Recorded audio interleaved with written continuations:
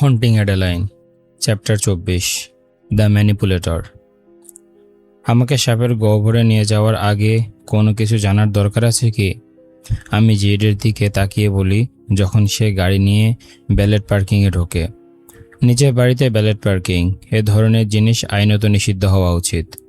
এখানে আমার নাম জ্যাক ফোর্থরাইট। আমি একজন স্বনির্মিত মিলিয়নিয়ার এবং নিজের ওয়েব ডিজাইনের কোম্পানি আছে। আমরা পার্সন্স ম্যানরে একসাথে থাকি এবং সুখী দম্পতি, কিন্তু আমি তোমার অজান্তে চুপি চুপি জেন্টলম্যানস ক্লাবে যাই। আমার চোখ হঠাৎ তার দিকে চলে যায়। ও জেন্টলম্যানস ক্লাবে যায়?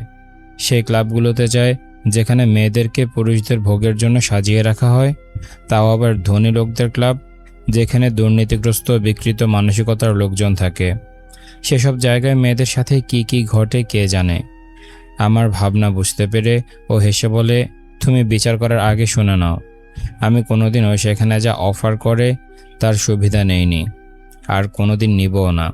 বরং এক সময় সব মেয়েদেরকেই ওখান থেকে বের করে আনবো, কিন্তু ওরা সেটা জানে না। হিংসে করো না লিটল মাউস, তোমার ছাড়া আর কারো পক্ষে আমার শরীর সাড়া দেওয়া সম্ভব নয়। ওর নায়কোচিত মনোভাব আর অবিবেচিত দাবি আমাকে দ্বন্দ্বে ফেলে দেয়। একদিক থেকে গলে যেতে ইচ্ছে করে, অন্যদিকে তার এমন অভিযোগে আমি শক্ত হয়ে যাই। আমি চোখ ঘুরিয়ে বলি, আমি হিংসে করছি না, ব্যঙ্গ করে বলি, তবে শুনে মনে হচ্ছে তোমার ইরেকটাইল ডিসফাংশন আছে। সে ঠোঁটের কোণে হাসি চেপে রাখে, চোখে এক অদ্ভুত আলো ঝলকায়। তার গলা ভারী হয়ে আসে, আলসাভাবে বলে ওঠে, এভাবে চালিয়ে যা, তারপর দেখবি আমার কক যখন তোমার গলা ভরিয়ে দেবে তখন তোমার এই কথাগুলো গিলে ফেলতে হবে। পাশ থেকে যাওয়া সবাই দেখতে পাবে আমি কিভাবে তোমার ফিলথি ছোট মুখটাকে চুচ্ছি, আর ওই বাড়ির একজনও বাকি থাকবে না যে জানবে না আমি কি করছি। আমি তাচ্ছিলের ভঙ্গি করি, মুখ ঘুরিয়ে নেই, লজ্জায় গাল গরম হয়ে উঠছে, আর শিরদাঁড়া বেয়ে একটা শিহরণ নেমে যায়। সেটা লুকোনোর জন্যই এখনও ওর বেল্টের ধাতব অংশের স্পর্শ গলায় টের পাই, এবং আমি নিশ্চিত জানি আমি যদি উচকে দেই জেড ওর হুমকিটা ঠিকই বাস্তবে রূপ দেবে। ডিকহেড। সে এমনভাবে কথা চালিয়ে যায় যেন আমাকে সদ্য সবচেয়ে তৃপ্তিকর হুমকি দিয়ে কিছুই বলেনি। তোমার ব্যক্তিগত জীবন নিয়ে কিছু বলবো না, যেসব বিষয় তোমার জন্য সত্যি গুরুত্বপূর্ণ সেগুলো নিয়ে নয়। তুমি এখানে গিগি সম্পর্কে তথ্য সংগ্রহ করতে এসেছো, এটুকুই যথেষ্ট প্রলোভন। প্রলোভন? আমি চমকে উঠে তার দিকে ঘুরে তাকাই। তুমি বাইপার্সের গহ্বরে যাচ্ছ কারণ মার্ক এমন কিছু খুঁজে পেয়েছে যেটা তুমি ভালোবাসো, আর সেটা তোমার বিপরীতে ব্যবহার করছে। জেড স্বাভাবিকভাবে ব্যাখ্যা করে। আমি চুপ করে যাই, কিছুটা লজ্জিত ও চিন্তিত হয়ে পড়ি। যদি সে আর কিছু খুঁজে পায় যেগুলো তুমি ভালোবাসো, সেগুলো সে সুযোগ পেলে তোমার বিরুদ্ধে ব্যবহার করবে। আমার মুখ আবার খুলে যায় কিছু বলার জন্য, কিন্তু চিন্তা করো না, সে বলে ওঠে, আমাকে কিছু জিজ্ঞেস করার সুযোগ না দিয়ে তোমাকে আঘাত করার আগে ওর চামড়া গা থেকে ছিঁড়ে যাবে। এরপর সে দরজা খুলে বাইরে নেমে যায়, চাবি বেলেটের দিকে ছুড়ে দেয় এবং দরজা বন্ধ করে দেয়। আমার মুখের কোণে থাকা প্রশ্নগুলো আটকে যায়। প্রথমেই, আমি কি এখন বাড়ি যেতে পারি?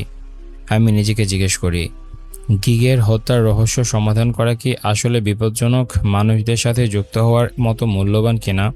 কিন্তু এখন দেরি হয়ে গেছে, আমি এখানে চলে এসেছি, আর কিছু প্রশ্নের উত্তর না পাওয়া পর্যন্ত বাড়ি যেতে চাই না। আমার মনে হচ্ছে আজ রাতে শুধু আমার নিরাপত্তা নয়, আমার জীবনও জেডের হাতে তুলে দিচ্ছি, কারণ আমি এমন একজন মানুষের বাড়িতে যাচ্ছি যে খারাপ। এটা আমাকে বলে দিতে জেডের প্রয়োজন নেই। জেড আমার জন্য দরজা খুলে ধরে। আমি বের হবার সময় ওর হাতের উপর হাত রাখি। ওর হাতের স্পর্শে একটা বৈদ্যুতিক শক ছুটে যায় সারা শরীরে, আর আমি সত্যিই চাই ওর হাতকে শরীরের অন্য অংশে নিয়ে যেতে। আমি ঠান্ডা বাতাস টেনে নেই, সেই শীতলতা আমার ভেতরকে শান্ত করে এবং পাশে থাকা প্রভাবশালী মানুষটিকে বাদ দিয়ে অন্য কিছুতে মনোযোগ দিতে সাহায্য করে। মার্ক এই বাড়িটা অদ্ভুতভাবে আলিশানভাবে তৈরি করেছে। বিরাট সাদা এক দালান, সামনে 5টা বড় স্তম্ভ আর অগণিত জানালা। আমার দৃষ্টিতে বাড়িটা বড্ড সাধারণ আর বিরক্তিকর। ভেতরের অবস্থা আরও খারাপ। আমি ঢুকি একটা বিশাল হলরুমে, যেখানে দুপাশে ছবি টাঙানো, সম্ভবত মার্কের পরিবারের। আমার হেল জুতার শব্দ সাদা টাইলসে টুংটাং করে বাজে। আর আমার মনে হয় এত মানুষ এখানে হেঁটে গেলে টাইলস একদিন বাদামি হয়ে যাবে। একজন বাটলার আমাদের নিয়ে যায় একটা সাদা রান্নাঘর পার করে একেবারে একটি বলরুমে, একটা আসল বলরুম, যেমনটা 1800 সালের সিনেমায় দেখা যায়, যেখানে বিয়ের জন্য ছেলে বা মেয়েকে খুঁজতে বলে যেতে হতো। 3টি বিশাল ঝাড়বাতি ঝুলছে সোনালি ছাদের নিচে, প্রতিটির মাঝে কাঠের কারুকাজ করা খিলান। মেঝে চকচকে সাদা, ঝাড়বাতির আলো মিলে ছোট ছোট বিন্দুগুলো এতই উজ্জ্বল করে তোলে যে চোখে লেগে যায়, যেন সূর্যের দিকে তাকিয়ে আছি। তোমার মুখ ঠিক করো, জেড পাশ থেকে ফিসফিস করে বলে। তখনই টের পাই আমার মুখ ঘৃণায় বিকৃত হয়ে আছে। বাড়িটা বিশ্রী নয়, বরং বড্ড অহংকারী আর দেখানদার। আমি বাড়ির বাকি অংশ না দেখলেও বুঝতে পারছি বাড়িটা যেন চিৎকার করে বলছে, দেখো, আমার কাছে কোটি কোটি টাকা আছে, আর সারা বিশ্বের কোটি কোটি ক্ষুধার্ত পরিবারের সঙ্গে এই অর্থ ভাগ করার কোনো ইচ্ছে নেই। তবে আমি জানি না যারা পৃথিবীর মানুষদের খাবার জোগানোর ক্ষমতা রাখে তারা সেটা করার অনুমতি পায় কিনা। সব সরকারি দুর্নীতিগ্রস্ত। হয়তো তুমি যদি ধনীদের কাছ থেকে টাকা কেড়ে নিয়ে দুনিয়ার মানুষদের বাঁচানোর চেষ্টা করো, একদিন ঘুম থেকে উঠে দেখবে তুমি মরে গেছো। আমি মুখ স্বাভাবিক করি, ফাঁকা এক মুখোশ পরে নেই, আর বলরুমে থাকা শত শত মানুষকে দেখি, সবাই দামি পোশাকে সজ্জিত। অতিথিরা কারো কারো বয়স কম, আবার কেউ মৃত্যুশয্যায় থাকা বৃদ্ধ। জেড তার হাত আমার দিকে বাড়িয়ে দেয়, আর আমার মাথা বারবার বলে আমি যেন ওর হাত না ধরি, কিন্তু সেটা অহংকার বলছে। আর আমার এখন অহংকার করার মতো অবস্থা নেই। স্বীকার করতে লজ্জা লাগে, তবে জেডের সাথে থাকলে আমি বেশি নিরাপদ। আমি কঠিনভাবে তার বাহু আঁকড়ে ধরি এবং ওর শরীরের দিকে হেলে যাই। মনে হয় ভেজা মাটিতে হাত রাখার মতো অনুভূতি। আমাদের শরীরের প্রতিটি ভাঁজ একসাথে মিলে যায়। উফ। পরবর্তী 1 ঘন্টা আমরা বলরুমে ঘুরে ঘুরে বিভিন্ন মানুষের সাথে কথা বলি। এদের অনেকে আমি খবরের কাগজে দেখেছি, যারা বিভিন্ন বিল এবং আইন নিয়ে তর্ক করে, যা সাধারণ মানুষদের আরও পিষে ফেলার জন্য তৈরি। জেড অতীব মুগ্ধকর। ওর আচরণ শান্ত এবং কিছুটা গম্ভীর, কিন্তু তবুও সে এমনভাবে কথা বলে যে মানুষ ওর প্রতিটি কথায় দৃষ্টি আটকে রাখে। অনেকে ওর দাগগুলোর দিকে তাকিয়ে থাকে, মুখে আসা প্রশ্নগুলো কেউ ধরে না। হয়তো অনেকে ভাবে এটা জিজ্ঞেস করা অশোভন হবে, কিন্তু আসলে জেড এমন ভয়ঙ্কর ব্যক্তিত্ব নিয়ে চলে যে কেউ সাহস পায় না। তারপরও জেড যখন মানুষের সাথে কথা বলে, সেটি দেখার মতো দৃশ্য।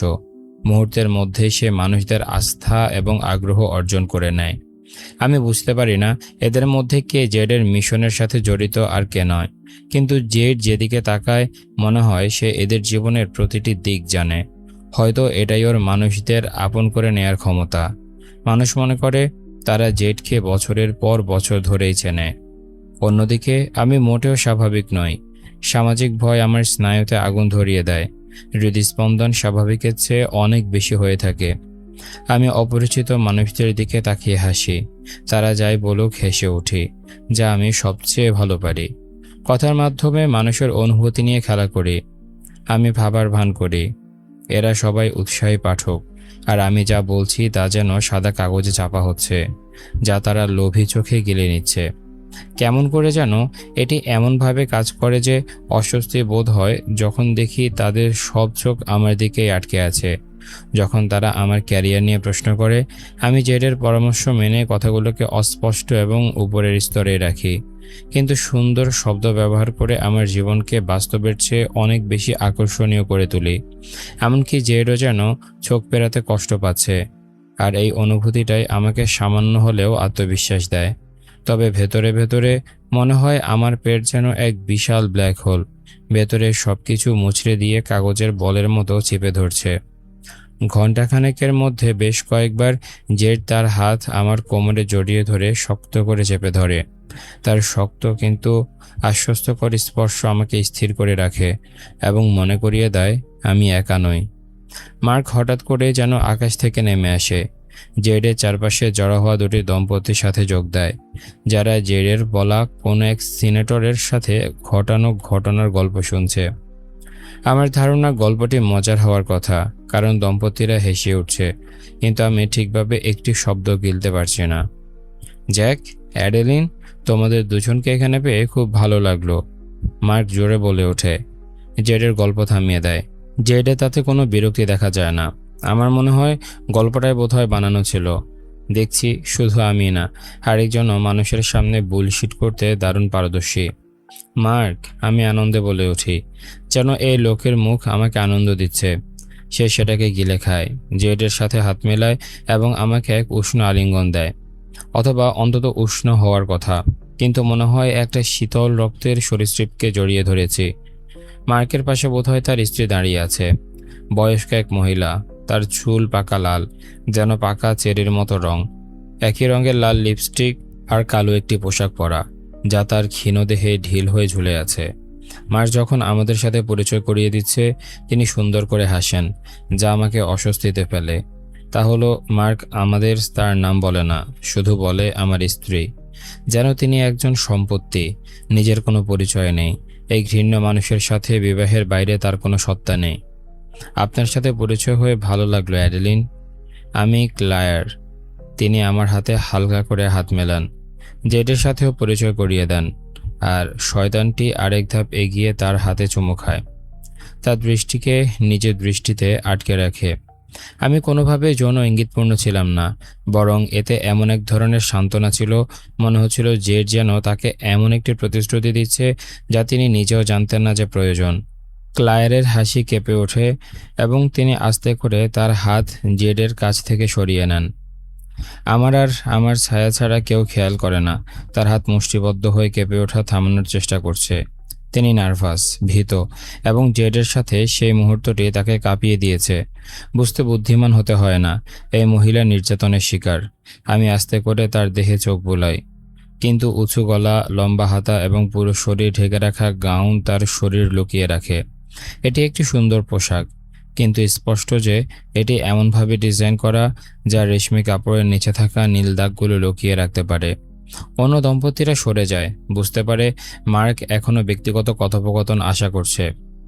আমার আরও কিছু অতিথিকে স্বাগত জানাতে হবে, তবে দয়া করে আমি অনুরোধ করছি 1 ঘন্টা পরে আমার স্টাডিতে এসে আমার সাথে একটি পানীয় নিন। সময় হলে আমার বাটলার ম্যারিয়ন আপনাদের পথ দেখিয়ে দেবে। জেড স্বাভাবিক ভঙ্গিতে হাসে। হয়তো তার হাড়ের ভেতর লুকিয়ে থাকা দানবের সাথে আমি পরিচিত হয়ে গেছি বলেই আমি অনুভব করি তার এই মেকি স্বস্তির নিচে লুকিয়ে থাকা উদ্দেশ্য। অবশ্যই ভালো লাগবে, জেড মসৃণভাবে উত্তর দেয়। দারুণ, মার্ক বলে ওঠে, বড় করে হাসে। আর অ্যাডেলিন, তোমার প্রপিতামহীর ব্যাপারে তোমার সাথে কথা বলার জন্য আমি মুখিয়ে আছি। তিনি আরেকবার হাসেন, আমার দিকে লিঙ্গারিং দৃষ্টি পেলে হাঁটতে শুরু করেন, ক্লায়ারকে সাথে নিয়ে। জেড ভুল বলেনি, এই লোক অবশ্যই আমার একমাত্র দুর্বলতা। গিগির খুনের রহস্য সমাধান সেটিকে ব্যবহার করছে, এবং কিছু একটা বলছে সে আমাকে যেটা চায় সেটা না পাওয়া পর্যন্ত তথ্যগুলো আমার মাথার উপর ঝুলিয়ে রাখবে।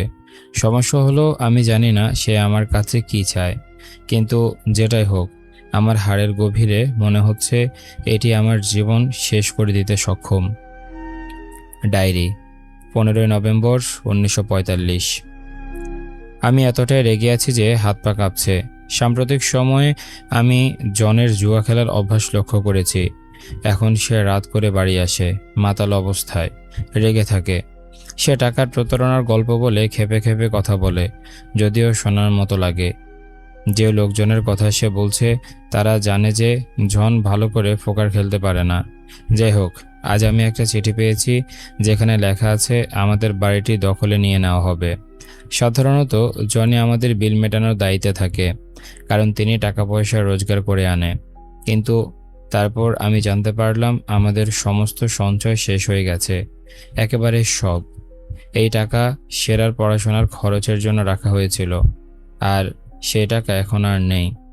আমি কান্নায় ভেঙে পড়লাম। জন আমাদের সমস্ত টাকা জুয়ায় হারিয়ে দিয়েছে, আর আমার ভেতরের এক অংশ থামতে পারছে না এটা ভাবতে যে এর জন্য আমি দায়ী। রোনালদো আমাদের জীবনে আসার আগে আমরা সুখী ছিলাম, আর এখন আমরা এক বিধ্বস্ত জাহাজের মতো ভেঙে গেছি, আর আমাদের আর কোনো ঘর নেই। এই ছিল আজকের এপিসোড। কেমন লেগেছে তোমাদের কমেন্ট করে জানাও। দেখা হচ্ছে পরের এপিসোডে। ততক্ষণ পর্যন্ত সবাই ভালো থাকো, সুস্থ থাকো। আজকের মতো আমি তারিফ এখানে বিদায় নিচ্ছি। টাটা।